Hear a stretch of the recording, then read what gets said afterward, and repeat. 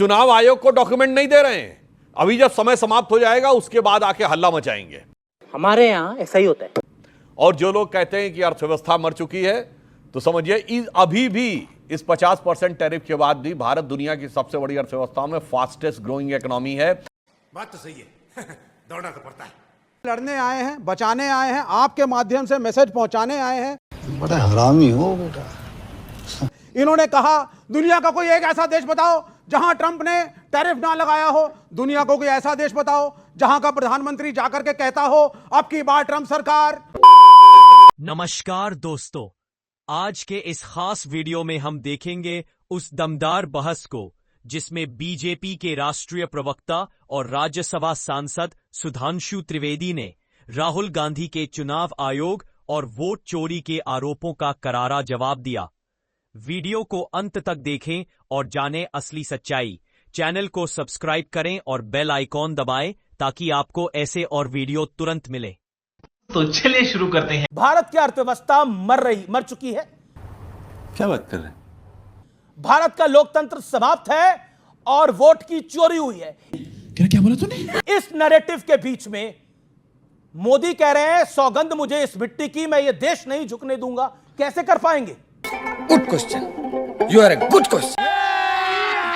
अभी मजा आएगा ना भिड़ो। पहली बात मैं वोट के बारे में कहना चाहता हूं कि अभी 1 सितंबर तक जिसको आपत्ति देनी है वो अपने डॉक्यूमेंट जमा कर सकता है। सही पकड़े हैं।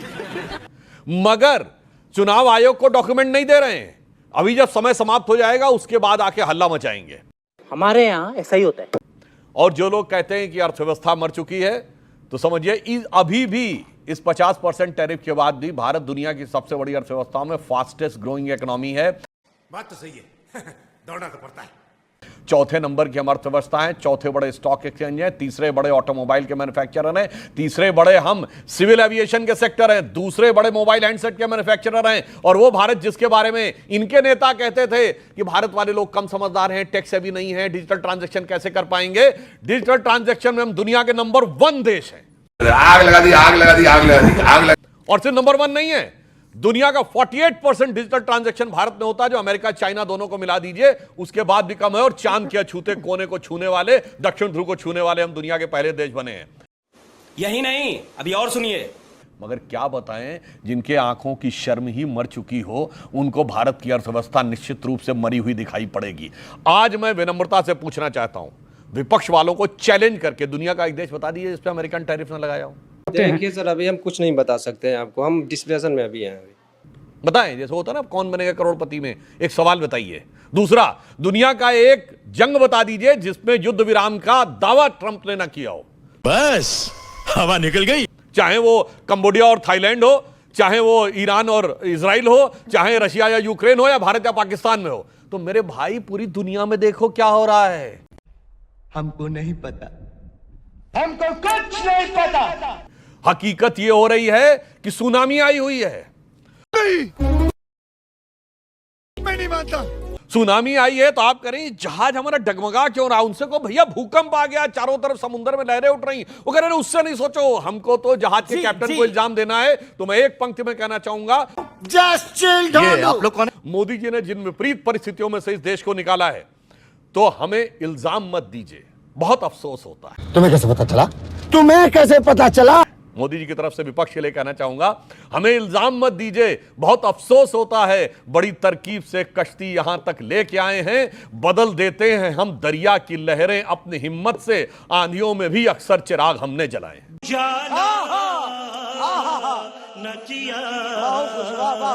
बहुत आपने अपनी बात को रखा विवेक श्रीवास्तव।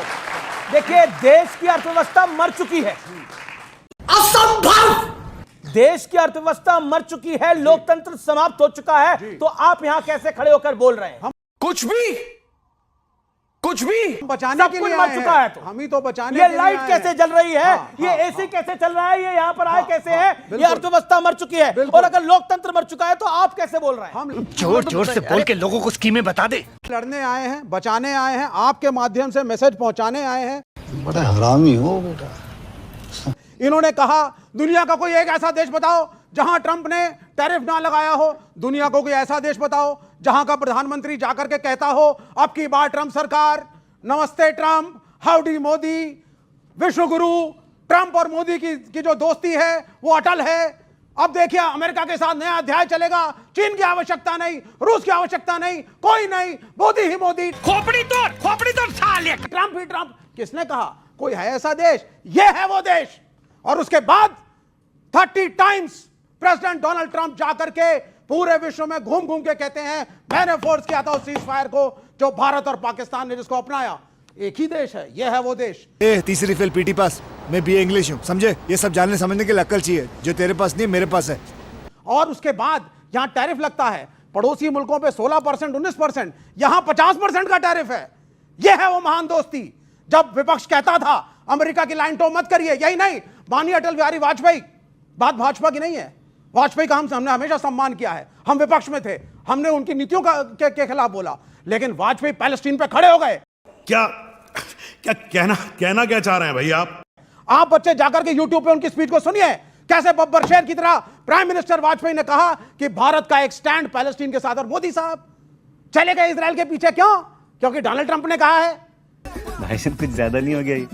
मतलब कुछ भी छोड़ो पैलेस्टीन, और यहां के मुसलमानों को भी एक मैसेज मिल जाएगा। ट्रंप आएंगे साहब, ग्लोबल इस्लाम के खिलाफ हम लड़ेंगे। इस्लामिक टेररिज्म है। आपका विषय क्या है? वाह क्या एक्टिंग कर रहा है। आज का हमारा विषय है इकोनॉमिक्स है। आप इस्लाम पे चले गए। हाँ, तो विषय में रहिए ना। आपने अपने देश को मिसमैनेज करा विपक्ष की वार्निंग्स के बावजूद। ये तो लेटेस्ट न्यूज है। ट्रंप ने टैरिफ लगाई, अच्छा, हमारी ये इंसल्ट बताइए, हुई।